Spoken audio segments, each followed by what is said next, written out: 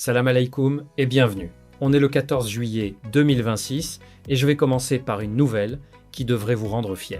L'Algérie vient d'entrer officiellement dans le club très fermé des 10 plus grandes puissances mondiales du gaz. Oui, vous avez bien entendu, notre pays dépasse désormais la Russie et les États-Unis sur le marché espagnol et son gaz est devenu une véritable arme diplomatique face à l'Europe. Comment l'Algérie est-elle passée de simple fournisseur à acteur incontournable qui fait plier Bruxelles? Je vais tout vous expliquer. Mais c'est pas tout.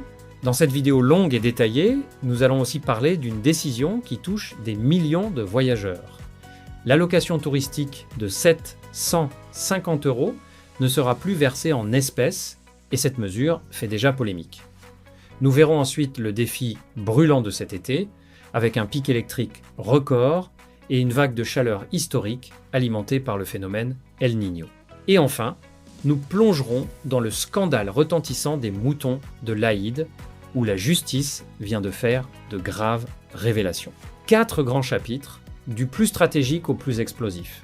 Installez-vous confortablement, prenez votre café ou votre thé, et suivons ensemble, avec précision et honnêteté, cette Algérie qui avance. C'est parti. Partie 1. Le gaz algérien, levier de négociation avec l'Europe, l'Algérie dans le top 10 mondial. Commençons par la montée en puissance spectaculaire de l'Algérie sur le marché mondial du gaz. Car le gaz algérien est en train de devenir un véritable levier de négociation stratégique avec l'Europe et l'Algérie vient officiellement d'entrer dans le club très fermé du top 10 mondial des exportateurs de gaz naturel liquéfié. Commençons par cette entrée dans le top 10 mondial du gaz naturel liquéfié, le GNL. C'est une reconnaissance de la puissance gazière algérienne. Le GNL, rappelons-le, c'est le gaz naturel refroidi et transformé en liquide pour être transporté par navire partout dans le monde. Figurer dans le top 10 mondial des exportateurs, c'est se positionner parmi les plus grands acteurs de ce marché stratégique, aux côtés de géants comme le Qatar, les États-Unis, l'Australie ou la Russie. Cette performance s'appuie sur des chiffres solides que nous avons évoqués dans nos vidéos précédentes. Les exportations algériennes de GNL ont atteint des niveaux records ces derniers mois. Et surtout, l'Algérie vient de réaliser une percée historique en livrant, pour la première fois, une cargaison de GNL directement à l'Allemagne, au terminal de Wilhelmshaven. L'Algérie diversifie ainsi sa clientèle au-delà de ses marchés traditionnels que sont l'Italie, l'Espagne et la France. Justement, parlons de la position dominante de l'Algérie sur le marché espagnol, car elle est révélatrice. L'Algérie reste le premier fournisseur de gaz naturel de l'Espagne, devançant largement ses concurrents, y compris la Russie et les États-Unis. En termes de gaz, l'Algérie fournit une part considérable de la consommation espagnole. Cette position de force donne à l'Algérie une influence réelle dans ses relations avec l'Espagne et plus largement avec l'Europe. Et c'est là qu'intervient la notion de levier de négociation. Que signifie cette expression? Elle signifie que le gaz n'est pas seulement une source de revenus pour l'Algérie, c'est aussi un instrument de puissance diplomatique. Dans un contexte où l'Europe cherche désespérément à sécuriser ses approvisionnements énergétiques, notamment depuis la réduction drastique du gaz russe, l'Algérie apparaît comme un fournisseur fiable, stable et géographiquement proche. Cette situation renforce considérablement le poids de l'Algérie dans ses négociations avec les pays européens. L'Algérie peut ainsi négocier de meilleures conditions, non seulement sur les prix du gaz, mais aussi sur d'autres dossiers.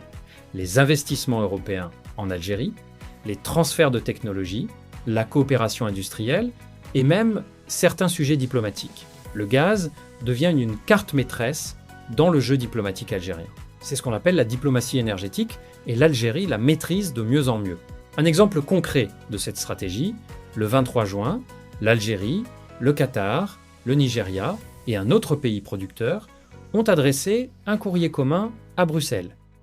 Ces grands pays producteurs de gaz coordonnent leur position face à l'Union européenne, notamment sur les réglementations européennes qui affectent le marché du gaz.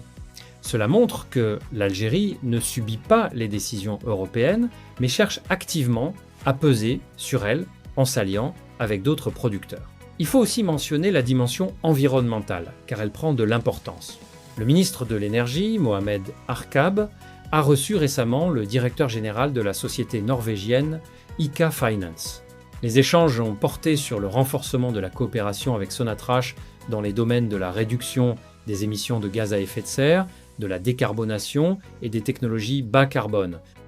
L'Algérie veut donc non seulement vendre son gaz, mais aussi le produire de manière plus propre, pour répondre aux exigences environnementales de ses clients européens et préparer l'avenir. Cette stratégie gazière s'articule avec le grand projet d'avenir dont nous avons parlé, l'hydrogène vert. Avec la visite de Tebboune à Berlin le 16 juillet, l'Algérie prépare la prochaine étape, devenir un grand fournisseur d'hydrogène vert pour l'Europe, via le corridor Soutache 2. Le gaz d'aujourd'hui finance et prépare l'énergie propre de demain. C'est une vision cohérente et intelligente. En résumé, l'Algérie a compris que ses ressources gazières lui donnent bien plus que des revenus. Elles lui donnent de la puissance, de l'influence et une place de choix dans le concert des nations. Dans un monde en quête de sécurité énergétique, l'Algérie détient des atouts précieux et elle sait désormais les faire valoir avec habileté. Partie 2, Conseil des ministres, allocation touristique par carte bancaire et ultimatum numérique. Passons maintenant aux décisions importantes prises lors du dernier Conseil des ministres présidé par le président Abdelmadjid Tebboune le dimanche 12 juillet. Cette réunion a débouché sur plusieurs décisions à effet immédiat qui touchent directement la vie des Algériens. Deux mesures dominent les annonces et méritent qu'on les explique en détail. La première mesure, la plus commentée, concerne l'allocation touristique de 750 €. Désormais, cette allocation ne sera plus versée en espèces, mais uniquement par le biais d'une carte bancaire. Cette décision est présentée comme provisoire. Pour bien comprendre cette mesure, rappelons d'abord ce qu'est l'allocation touristique. Il s'agit d'un droit de change accordé aux voyageurs algériens qui se rendent à l'étranger. Depuis le 20 juillet 2025, ce montant a été porté à 750 € par an pour les adultes et 300 € pour les mineurs. L'allocation permet aux citoyens de disposer de devises au taux de change officiel, beaucoup plus avantageux que le taux du marché parallèle. Alors, pourquoi ce changement vers la carte bancaire ? La raison invoquée par le Conseil des ministres est claire, lutter contre la fraude. Selon le communiqué officiel, cette décision fait suite au constat de dépassement grave ayant provoqué un véritable saignement des réserves en devises, sans que les bénéficiaires réels ne profitent de l'allocation touristique. Expliquons concrètement en quoi consistait cette fraude, car c'est édifiant. Des intermédiaires et certains réseaux de spéculation, ainsi que certaines agences de voyage, avaient trouvé un système pour détourner cette allocation.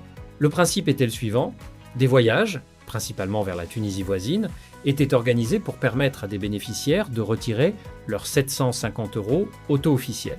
Ensuite, ces devises étaient revendues sur le marché parallèle, où l'euro vaut beaucoup plus cher.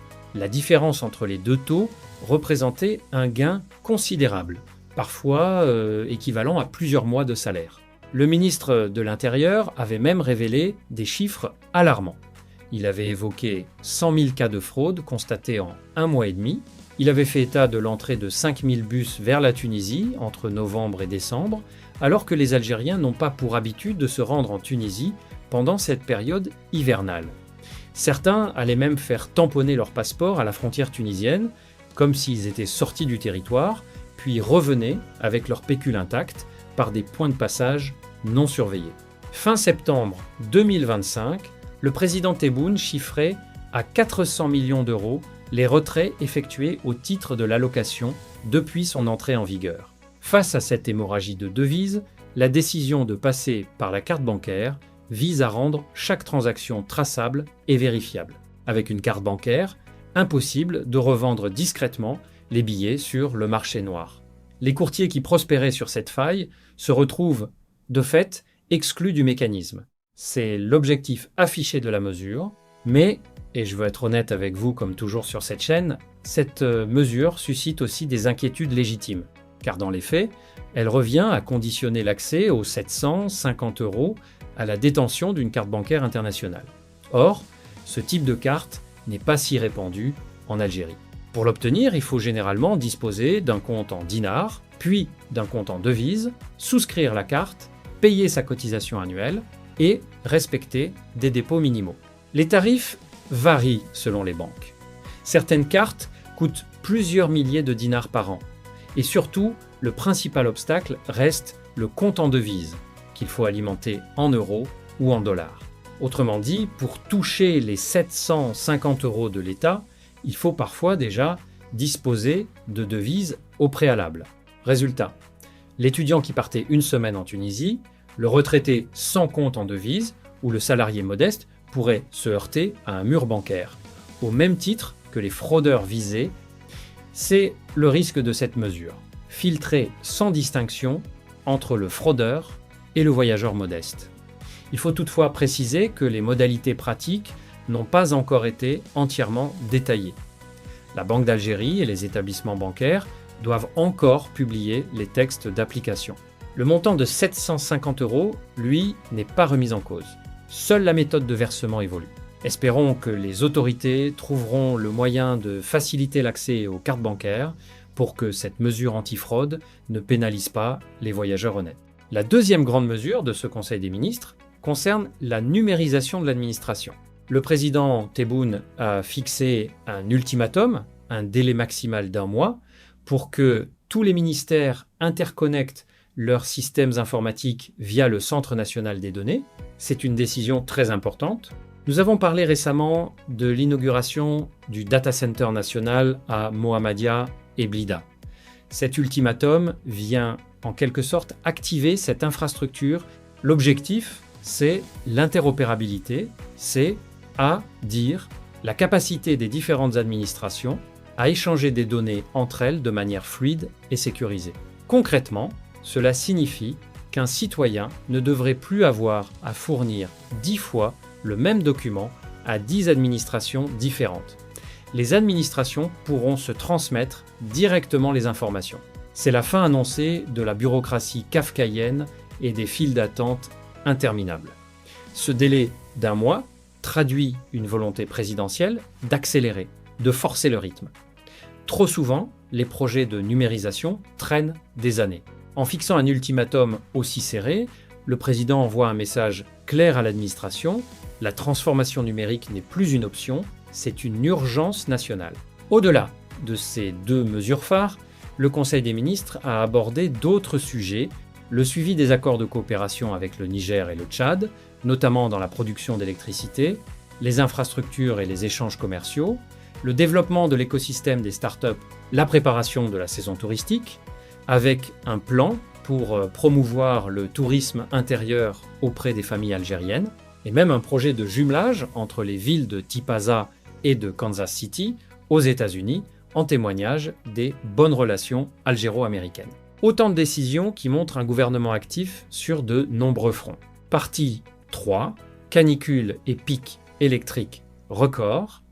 L'Algérie face aux défis de l'été et d'El Niño. Le 3e chapitre de cette vidéo nous ramène à une réalité très concrète du quotidien des Algériens en cet été 2026.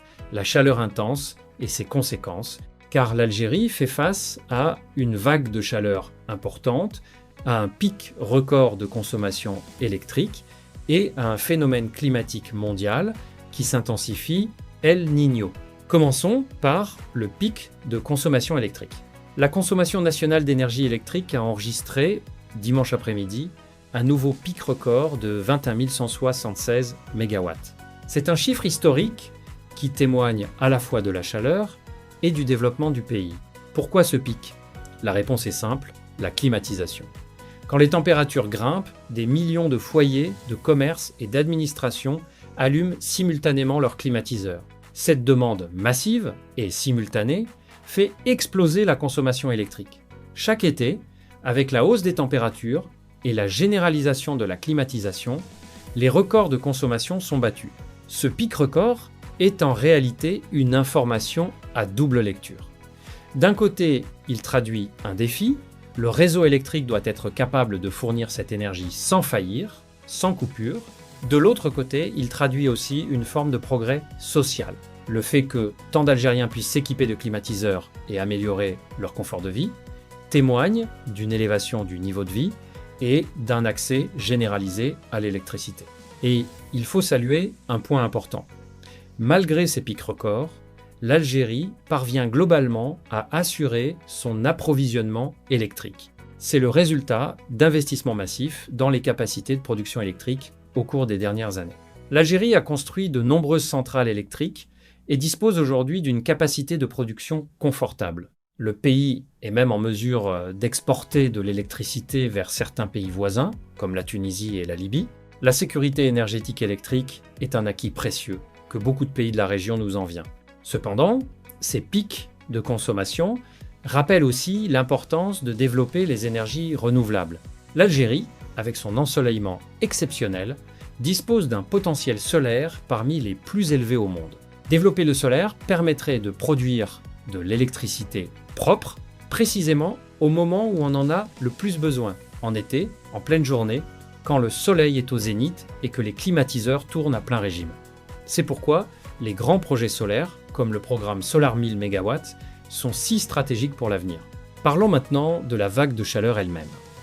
Un bulletin météorologique spécial a annoncé qu'une vague de chaleur affecterait plusieurs wilayas du pays. Les températures atteignent des niveaux très élevés dans de nombreuses régions, en particulier dans le sud et les hauts plateaux, mais aussi sur le littoral.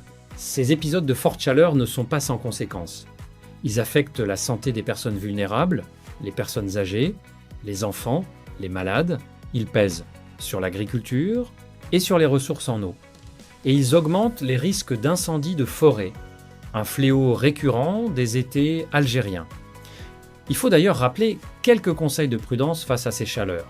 Boire beaucoup d'eau, éviter de s'exposer au soleil aux heures les plus chaudes, prendre des nouvelles des personnes âgées et isolées, et faire très attention à tout ce qui pourrait déclencher un incendie, notamment dans les zones forestières.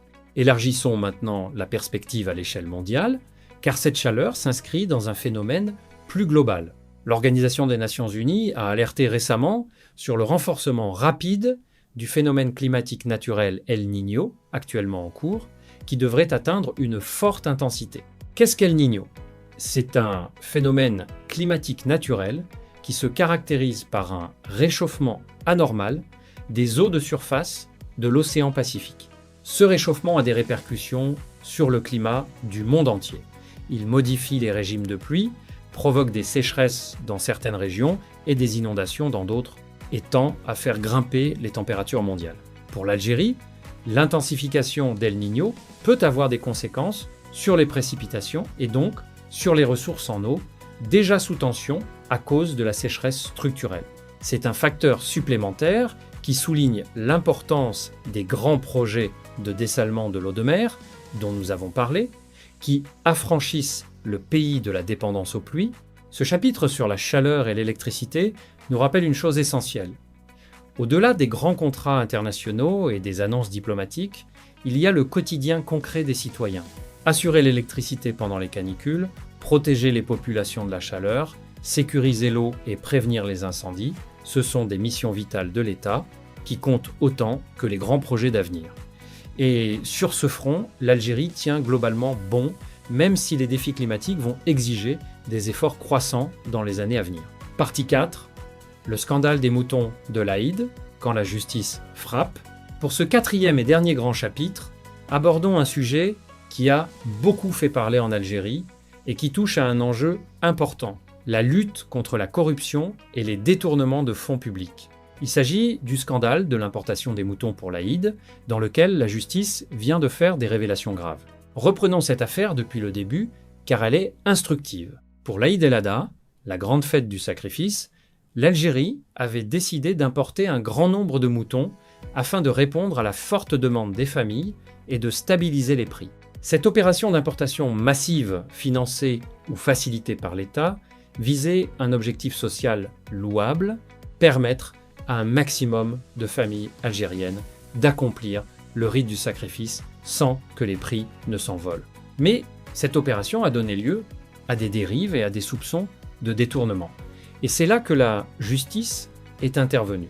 Le parquet a fait de graves révélations sur cette affaire d'importation d'1 million de moutons. Un véritable coup de filet judiciaire a été lancé. Selon les informations rapportées, l'enquête a révélé des irrégularités importantes dans la gestion de cette opération d'importation. Des sommes considérables étaient en jeu. Et des soupçons de corruption, de détournement de fonds et d'abus pèsent sur plusieurs personnes impliquées dans le processus. La justice cherche à établir comment les fonds ont été utilisés, si les procédures ont été respectées et si certains intermédiaires ont indûment profité de cette opération aux dépens de l'intérêt public.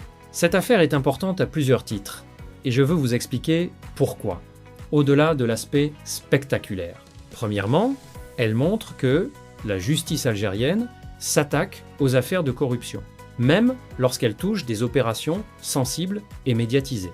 La lutte contre la corruption est un enjeu majeur pour l'Algérie.